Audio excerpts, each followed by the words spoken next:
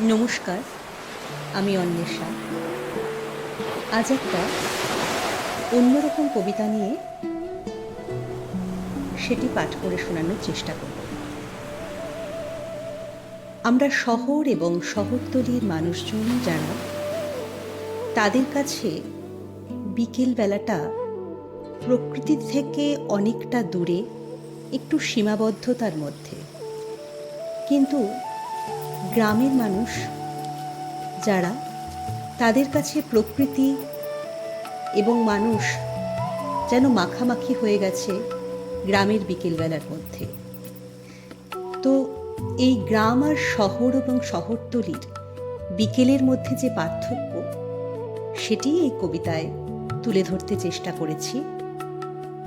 এখানে কবিতার নাম আমার বিকেল।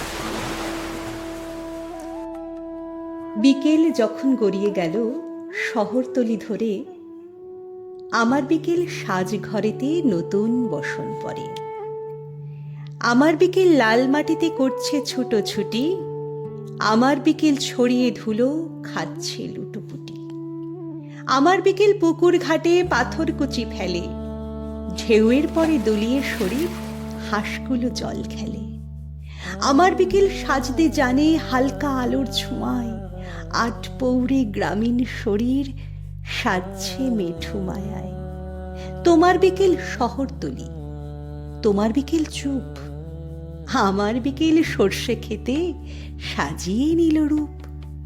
আমার বিকেল কলকে ফুলে নয়নতারার ডালে, ফড়িং হাতে দৌড়ে চলে নিজেরই খেয়ালে। তোমার বিকেল ছাদ বাগানে বদ্ধ খেলাঘর, আমার বিকেল ছুটছে তখন অনন্ত প্রান্তর। আমার বিকেল সেজেই চলে, গয়না অনেক তার। তোমার বিকেল শহরতলি, ধূসর গোলপার। নমস্কার।